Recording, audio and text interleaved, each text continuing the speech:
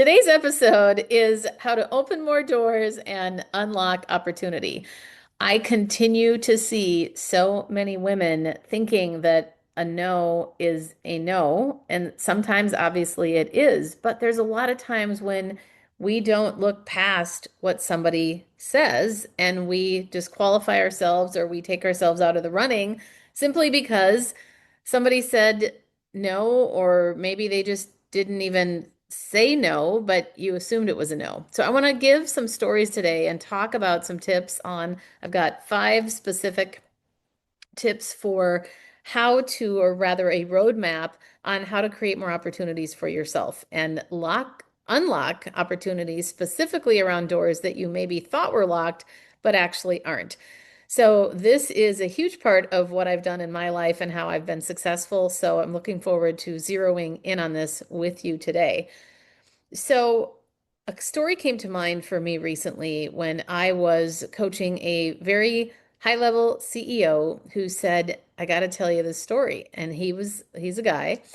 And he said, one of the women on our team, a newer person, after about 2 months in, said to me, hey, and we'll call him John. Hey, John, I'd really like to lead more in meetings and contribute more and speak up. And he was so shocked. He goes, well, I hired you as a leader. Just lead. Just say something. You don't need my permission. That's why you're here. And he remarked at how strange that was for him because he had hired her to do this job of leading. He fully expected her to speak up in meetings, but she wasn't doing it because she was waiting.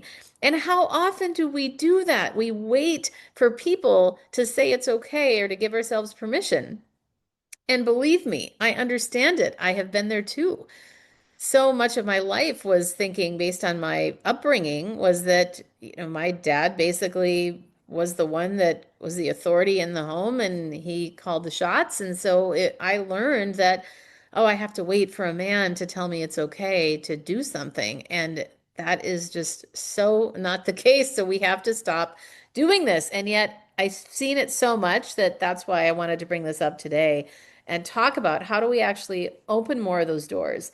Because on the flip side, I grew up with a dad that taught me how to negotiate at flea markets and always said the squeaky wheel gets the grease. And if you don't ask, you won't get. So lots of just dichotomies, as probably you have faced in your upbringing as well. But too often we become more quiet, we don't ask for things, and then we don't get the opportunities that we deserve. So I want to start with the first thing is all about mindset. You have to believe that the thing that you want or that an opportunity that may or may not even seem like an opportunity could be possible. So we've got to believe that anything is possible and start being more creative rather than just taking an answer for what it is. So I want to give a couple of stories about that. Very recently, just last week, I was coaching a CEO. We hung up and she said, wow, we're doing this offsite with there's a few people from the team getting together. I sure wish that you could be there, but we probably can't afford to have you this round. And we hung up. And I kept thinking about it.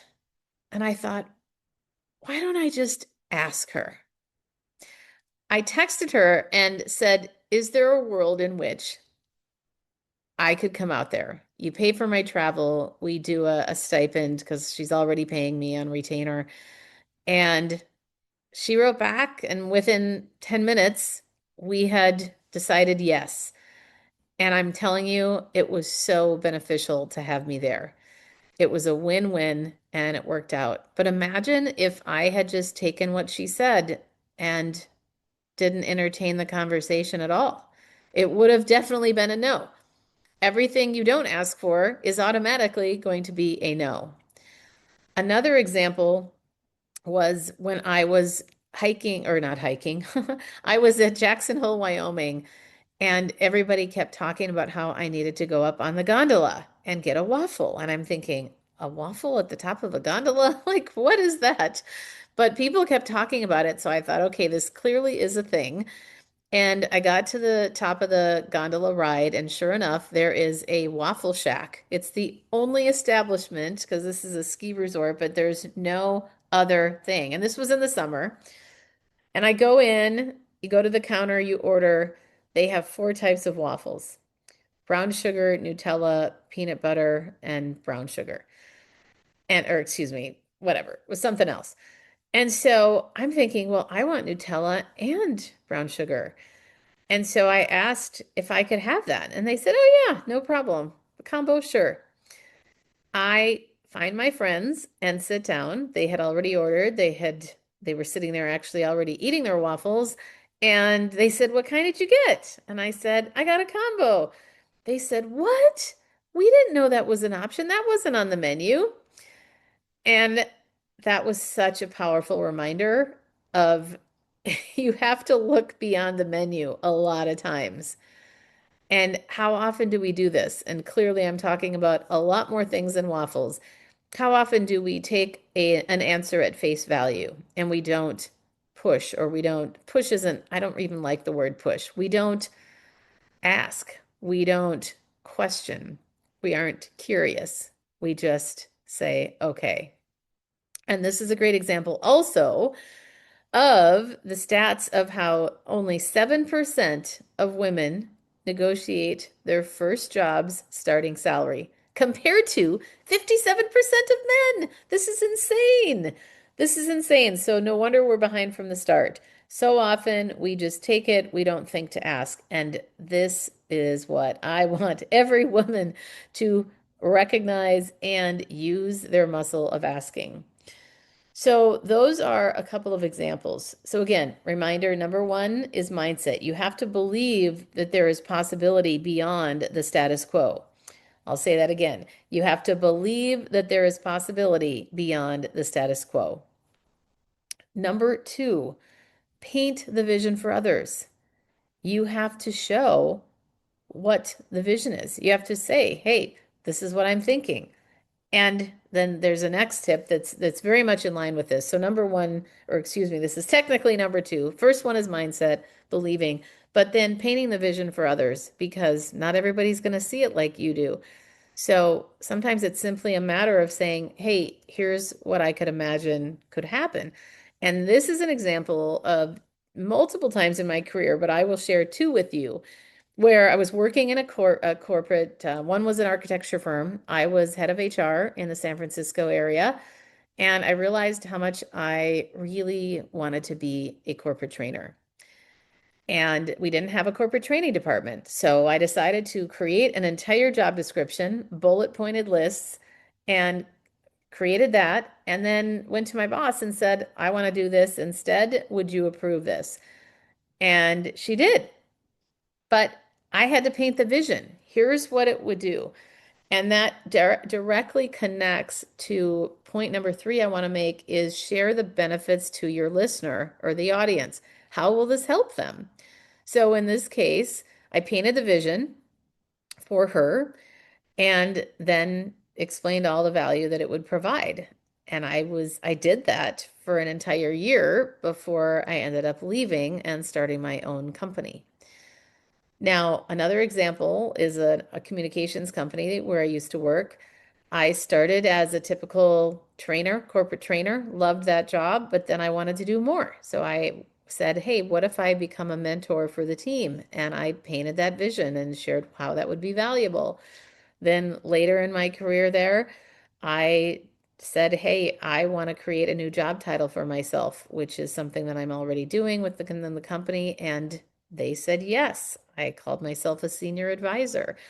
And that was many years later. That was 12 years after starting there and created that. So again, there are times when we have to see this vision for ourselves first, but then paint the vision for others and then clarify the benefits and why this is even relevant for them. And then another example is around what happened with my TEDx journey. So back in a few years ago now, I don't even remember the year exactly, but I applied to be a speaker for the Minneapolis event of TEDx specifically. And I'll tell you, I remember the moment that I opened up that application online, just before I even was applying. I got very emotional because I'm originally from Minneapolis. Now I live in the Bay Area where I've lived most of my life, but I still have an affinity to my roots. So I apply. I have an amazing callback interview. That's the first time I'd ever been called back from a TED interview. Very excited to have that great connection with the person that I talked with. And then I get the inevitable, or not inevitable, I shouldn't say that. But in this case, because I know it was inevitable, that Sunday night after that interview, a few days later, that Sunday night, I get the email that says no. And I was devastated. It was so hard for me to get over that. But thankfully, I picked myself up. And when I say so hard for me to get over that, I spent a lot of time grieving that day. But by the evening, on that Sunday night, I said, okay, I'm actually going to be in Minneapolis this week. Why don't I reach out to her and say, hey, do you want to meet up? And she said yes. I just asked her if she wanted to have coffee. We had such a great connection. And some of you may have heard these stories from me before, but what was so cool is that she used to deliver my mom's paper, and she grew up only 5 blocks away from where I grew up as a kid. So we had a fun connection. And that's another reminder is that you want to connect with people. You want to show interest in people. And so many of us are super focused on trying to be interesting as opposed to being interested in others. This is a little tangent, but I remember recently meeting up with somebody in person, and we spent about an hour and a half, almost 2 hours together, and the other person talked most of the time. But I didn't care because I figured, you know what, at some point they're going to learn about me, and that's okay. They know enough about me, but more importantly, I know about them and their organization. So that was such a reminder of there's a time and a place to listen, and obviously a time and a place to talk. But back to the TEDx. So I meet with her, I have a great time, and I am the one that volunteered something. And this is really important because I reached out not only to meet up with her, but it's important to say that she didn't make this offer to me at Perkins, the coffee shop where we were. I said, I really wanted to be the speaker, of course, but as hard as it is to offer this, because I would be there watching these speakers where I could have been on stage, I want to volunteer. I want to fly back. I will volunteer on that day for whatever is needed. Well, that got her wheels turning. And then she said, you know what? I think you would actually be a really good fit for our speaker team. You've done so much speaker coaching. And she said, but I can't make the decision. So I will reach out to the head speaker coach and you can talk with him. And there were a lot of hoops to jump through, but I did. And not only did I become a speaker coach for TEDx Minneapolis, I became, because they nominated me, I was the MC for that year. And it was so exhilarating. But here's what I want to point out. None of that would have happened if I didn't make the first move and ask. So you just never know what doors might be unlocked. And maybe they're not even locked. We just need to invite ourselves in, to turn the knob and walk through it. You just never know. So the last step I want to share with you is about positioning yourself as the expert. We have to have the confidence to position ourselves as I can do this. So this is really key. You might have all the other steps, but you have to be able to go, I can do this. I'm willing to do this and go for it. Because if you're not confident in yourself, other people certainly won't be. And if you're not able to communicate that in a way that people can see it, can get it, it's going to be pretty hard to actually do that. So honestly, I can't remember if I told you that I had 5 tips or 4 tips. So the 4 tips that I have, but I'll give a bonus one just in case I said something. I don't want to promise things that I can't keep. Let's do a recap here on how to open more doors and unlock opportunities. Number one, you've got to have the mindset to believe and recognize that anything is possible. You've got to have that mindset and look at things beyond what might appear to be a closed door. And I love the quote, and I'm forgetting who said it, but it is every wall is a door. You never know. Sometimes you have to push on that wall to go, oh, there's actually an opening here. So think about where there might be an opening. And just like the example of me with that client, is there a world in which this could be possible? That is also a very inviting, very low pressure way to bring it up. So for those of you looking for phraseology and language, that is a great one to use. Secondly, paint the vision for others. We've got to paint the vision. And third, share the benefits to them. How is this going to help them? It's got to be appealing for them. Otherwise, it's just you saying what you want. There's an importance of how we deliver that ask. And then fourthly, position yourself as the expert. Why you? Why are you the one to go do this thing, to have this opportunity? And it's really important to get clear on that. So that would be my 4A tip or 4B tip. If 4A is position yourself as the expert, 4B would be making sure that you're clear on why you. So the fifth one I want to give you is all around your own confidence level. So how do you actually believe, how do you get to the point where you believe that anything is possible? You can start doing this in lower stakes situations. So thinking about this as a situation maybe at a grocery store going, well, maybe not at a grocery store, but let's think about certain places where you could go, I wonder if this thing might be possible instead of this. Or even at a restaurant, asking for something different than is on the menu. I would say that's a really great place to start. And before you even make an ask, you can think in your head, I wonder if this is possible. So this is another great mindset shift is thinking about this in the retail space. So I have been to many boutiques where I have asked flat out, if I know that it's like an independently owned thing, I'm not going to go to Walmart or to Target and ask for a discount. Those prices, like that would not be the place to practice this. But things like a boutique owner, hey, is there any flexibility on the price? Or would you be willing to offer a discount if I signed up for your email list? Or even saying, hey, do you have an email list where you have an offer online, even though I'm here in the store, would you be willing to offer that? I did that once at Kate Spade, and I got a really good deal on a purse.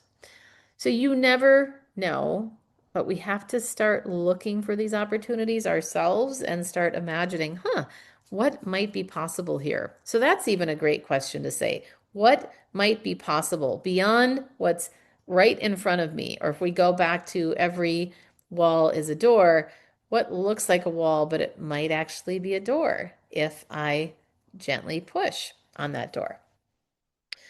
All right. Well, I hope this has been helpful for you. I want to remind you that I have a free download on my website called 9 Words to Avoid and What to Say Instead, if you would like to pick that up so that you can have a better chance of getting more business wins or getting promoted. And as a reminder, too, if you know of anybody particularly in the luxury space who is hosting an event, I would love to talk about them potentially to see if I might be a good speaker for them. All right. Have a wonderful rest of your day. If you loved today's episode, please subscribe and leave a review. It helps other people find the podcast faster, and it certainly helps me. Remember, you too can stand out with unshakable confidence.